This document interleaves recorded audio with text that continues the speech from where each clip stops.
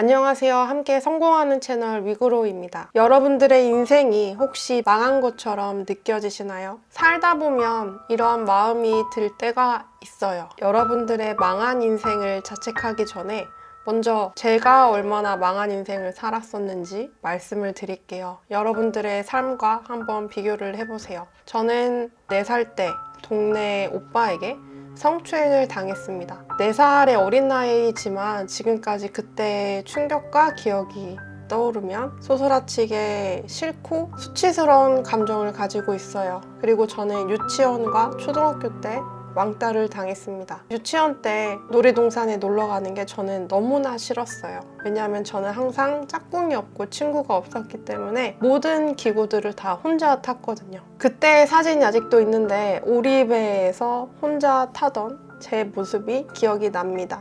그때 선생님이 저에게 그런 소리를 했어요. 혼자 타서 외롭겠다고. 저는 오리배를 타는 그 시간이 너무 길었고 너무 슬펐고 너무 재미가 없었습니다. 저는 그렇게 왕따의 시절도 보냈고 중학교 때는 집이 아예 쫄딱 망해서 단칸방에서 4식구가 같이 한 방에서 사는 생활을 시작했어요. 그때 방이 한 칸 있고 부엌은 약간 야외처럼 뚫린 공간이었는데 그런 공간에 항상 쥐가 왔다 갔다 거리면서 저희 집 비누를 파먹거나 아니면 잘 때 쥐소리가 나거나 그런 기억이 있습니다. 화장실은 야외에 있고 부엌과 씻는 곳이 하나의 공간에 있었는데 너무 추운 겨울에는 아예 샤워를 할 수 없었어요. 주전자에 물을 데워서 쪼그려 앉아서 머리만 겨우 감는 수준이었습니다. 그때 저는 집에서 샤워기를 들고 이렇게 서서 씻는 게 저의 꿈이었어요.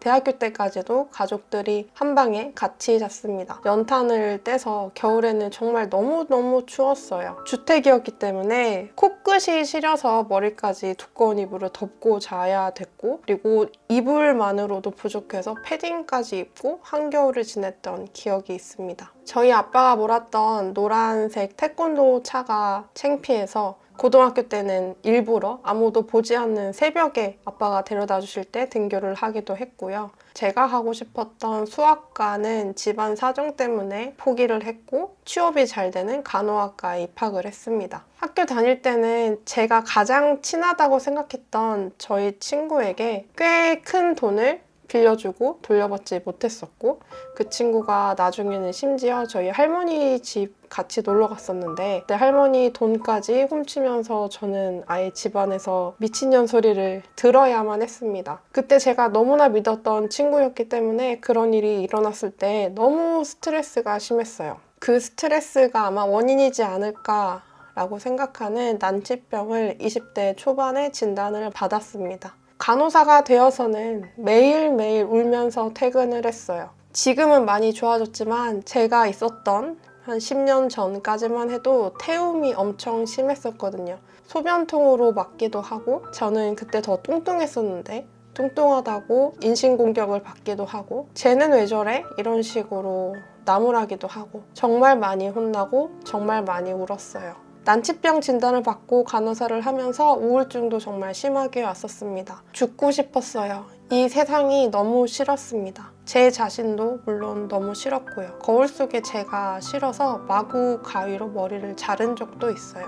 30대 초반 때는 저랑 결혼을 약속한 사람이 저희 집에 인사 오기로 한 날 1시간 전에 파토를 내고 오지 않아서 그때 저희 할머니 집에 가족들이 다 모여 있었는데 저만 홀로 가서 엄마 앞에서 마구 울었던 기억이 있습니다. 그리고 사업을 호기롭게 시작했으나 무기력증과 번아웃으로 9개월간 히키코모리로 집에서 아무것도 안 하고 누워서 음식만 먹고 살이 74kg까지 찌었던 적도 있어요. 알코올 중독에 빠지기도 하고 게임 중독에 빠지기도 하고 돈은 버는 족족 다 쓰는 과소비를 즐기기도 했습니다.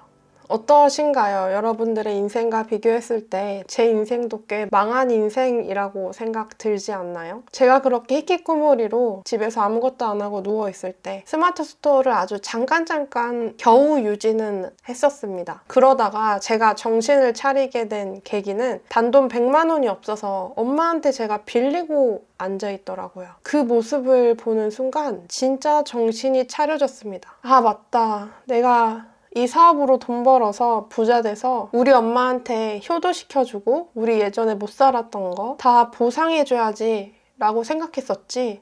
근데 지금의 내 모습은 100만 원도 없어서 엄마한테 빌리고 있네? 이런 생각이 들면서 정신을 차렸어요. 그때부터 저는 어떻게 하면 이 시궁창 같은 나의 망한 인생을 바꿀 수 있을지를 저처럼 바닥에서부터 이미 부자가 되신 분들의 영상을 보고 그분들의 이야기를 하나하나 저의 삶에 적용을 시켰어요. 그때 들었던 말 중에 이런 말이 있었어요. 과거에 살면 과거가 그대로 되풀이된다. 미래를 위해서 살아라. 과거를 붙잡았던 습관을 버리고 미래를 손잡아라. 라는 말이 있었습니다. 맞아. 과거에 나는 그랬지. 과거에 나는 정말 망하고 시궁창 같은 인생을 살았어.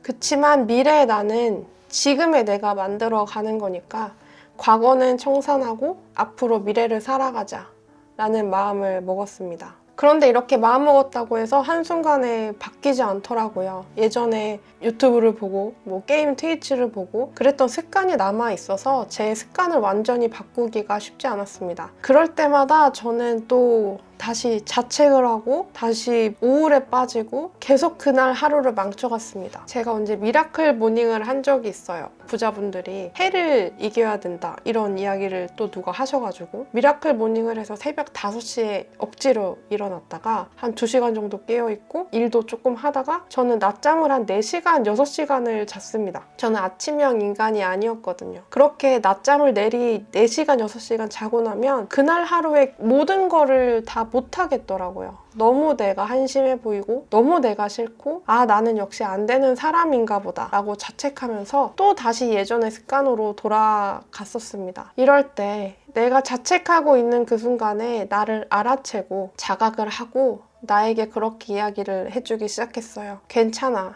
이대로도 괜찮아. 조금씩 하면 돼. 괜찮아. 괜찮다는 이야기를 저에게 해줬던 게 좀 처음이었던 것 같아요. 그때까지 저는 굉장히 저를 끌고 가려고 멱살 잡듯이 억지로 그렇게 앞으로 나아가려고 노력을 했었거든요. 저한테 자책을 하는 저에게 괜찮다라고 위로를 해주면서 아주 조금씩 변하기 시작했습니다. 저는 먼저 청소를 했어요. 집안 청소를. 내가 일할 수 있는 공간, 내가 일하고 싶은 마음이 들게끔 구조를 바꾸고 정말 더러웠던 집을 청소를 했습니다. 청소를 한 이유는 거창하게 미래를 위해서라기보단 당장 저는 내일의 나를 기쁘게 할 일을 시작하자라는 마음으로 시작을 했어요. 내일에 내가 좋아할 거를 하자. 내가 오늘 청소를 하면 내일에 내가 일어나서 더 기분 좋게 일어나겠지. 나를 위해 선물을 해준다는 마음으로 하루하루를 살아갔습니다. 아침에 일어나면 이불 정리를 하고 그리고 거울 속에 저를 보면서 나는 할 수 있어 라고 웃으면서 저에게 이야기를 해주기도 했어요. 부자분들이 그렇게 하시더라고요. 아침 화건도 하고 이불 정리도 하고 집 청소도